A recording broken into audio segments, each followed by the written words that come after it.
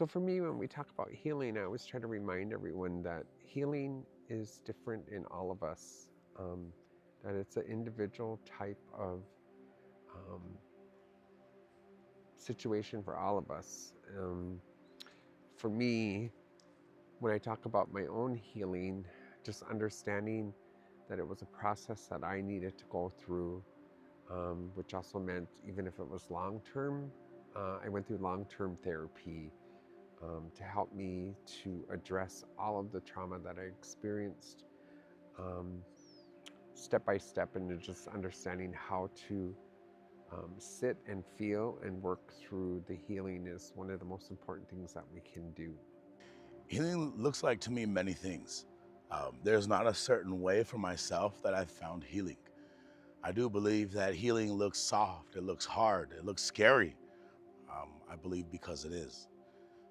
Especially healing with myself, there was multiple facets on how I found healing through multiple ways I've experienced trauma. I think healing looks like to me um, all kinds of facets because of my childhood experiences. And so it depends on what we go through. I do believe that we need to create space for ourselves to soften. And also, there's times where it's okay to be more harder with parts of our healing. We just have to differentiate which one of them it might be. Because healing is scary. Healing is very scary. When I think of healing, I think of people going through that process of gaining understanding and insight to what they do. You know, we always use these examples of different ways of healing, but when I think of the work that goes on in the community and all the people who come out and do great work, they've all gone through some type of trauma, and then that trauma is an obstacle. And then what we try to do is bring about what are some traditional teachings and ways around healing to incorporate that into our life. You know, we've got all kinds of different examples of training, but when something's a barrier, that's what you got to go through. And so when you go through that healing process, you look at things again and again. And people will say being re-triggered, being re-traumatized is not a good thing. Retelling your story is not a good thing. But when we go back to our cultural teachings and understanding, we understand that you look at things from all sides anyway. Your brain's natural ability to try to understand things and create that healing for yourself is a process that it's going to go through no matter what. When we go through something that's traumatic, we think about it many, many times. We also think that people can see it.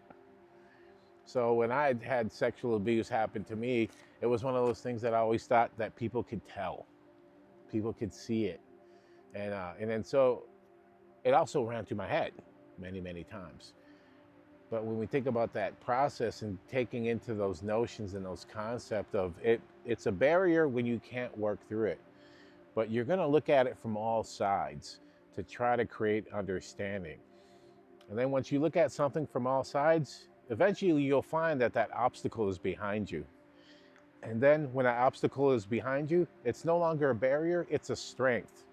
And you can use that experience to share with others and to also help yourself further on down the line.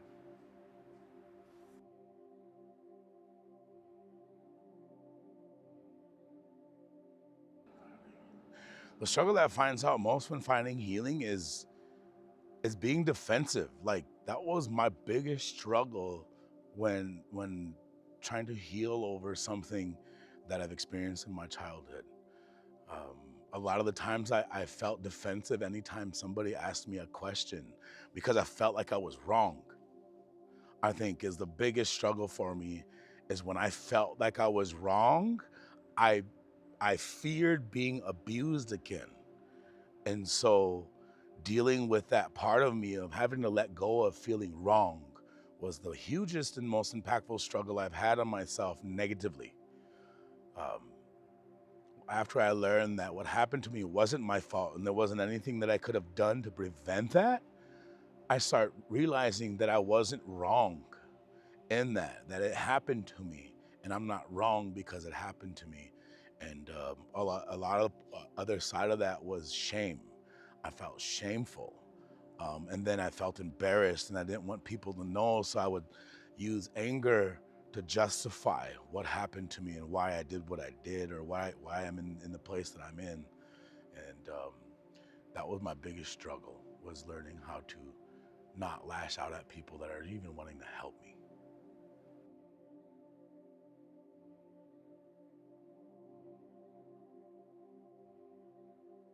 Knowing what I know now, what I would tell to someone new on their healing journey is that it takes time, and that you got to give yourself that time and space, but also you're going to have to give yourself some challenges.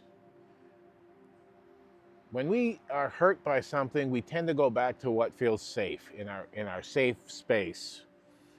When something happens publicly, people don't want to see, be out in public anymore, or around a family member if they abuse you or anything like that. We don't want to be around those people. So venturing back out and being in those spaces becomes a challenge. But you also don't want to go too far along the way where it's damaging to you. I always use the example of, someone doing a stretch, doing warm-up activity. Here's our comfort zone right here. If we put our hands up, about shoulder length, this is our comfort zone. And we stretch our arms out, we go too far. If we really, really stretch, we're gonna feel a little pain somewhere, a little bit in the fingertips, elbows, wherever it may be, and we might pull our shoulders a little too hard. So when we wanna stretch ourselves and learn a little bit, we don't wanna stay here because we're not learning. And we don't wanna go too far because that's like pulling like a rubber band and it's a little bit too much. You just wanna come out a little bit at a time in order to expand your growth. And so healing is a lot like that. We don't wanna push people to go too far on that path because it might damage them. Just like we don't want people to force disclosure along the way. Even though we might know or we might have heard something happen to someone, like we don't want to pull people out of that stuff. But also people on your own journey, you don't want to push yourself too far and think, okay, I need to do this because I've heard of someone else. Work your comfort zone and then stretch yourself, because then your comfort zone becomes a little bit larger as you go.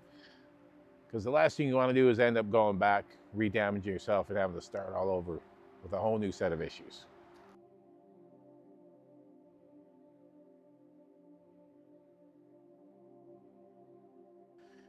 Anger. I lashed out a lot. Being a sexual assault survivor from childhood sexual assault, that inner boy would react and respond to things and would throw tantrums. But being that the inner child is inside of a man's body, I realized I hurt people. And it wasn't fun for me at the time. While people were getting hurt, it wasn't fun for either side. I would look for signs of somebody who's feeling defensive. I would look for signs of even men being too loud in rooms because they don't feel safe. And any behavior, negative behavior that any man that's a victim of childhood sexual assault would show is going to be negative. At the same time, we just need to learn how to create safe space, even in the negative behaviors that one would show. And that's how I would identify youth victims of sexual assault, as behaviors that they would show would be angry behaviors in young boys. They would feel anger or shut down. Even when they shut down, they isolate themselves from everybody else, or they become more louder than everybody in the room. So there's multiple assets or facets to how we can identify somebody victim of sexual assault. It just depends on the age of when they were assaulted and the understanding they were in at the time. And there's no right or wrong reason. And in all the behaviors is because we're lashing out inside to create safety. And just so you know, should anybody be lashing out a negative behavior, it's okay. We just have to learn to create safe space for them because they're feeling unsafe. When we feel unsafe, we'll do whatever it takes to make sure we feel safe, even if it's hurting others.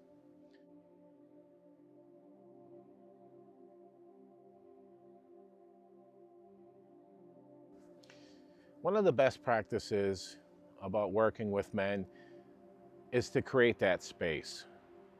A lot of us haven't really disclosed what's happened to us. Some of us may have told one or two people, but in the work throughout the years, it came out when we created space and safety for someone to share an experience that they had or disclose something that happened to them. It was always when there was a element of safety there.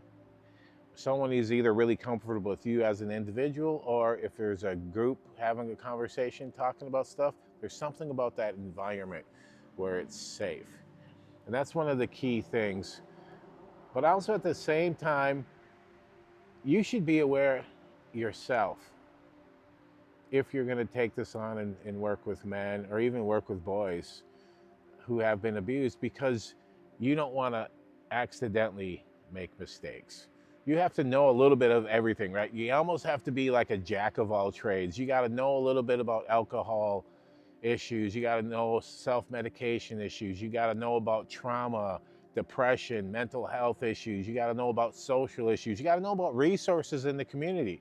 You just can't say, oh, I'm going to go out here and help people, but you don't know who does what. And you also got to know the people who are working, what they do, and how they work. Because services might be available, but the services may not always be good. Social services, child protection, human services, adult services, a lot of those places are there to help, but sometimes getting people connected up with an institution like that may create more damage for them. It may be harder for them to get out of. Other people use them and do quite well, and the services match up. So it's all about really knowing and having an understanding of that process, but also work with that person. When you do victim-centered services, what you're doing is focusing on that person and what their needs are versus what you think their needs are or what your opinion is of what they should do.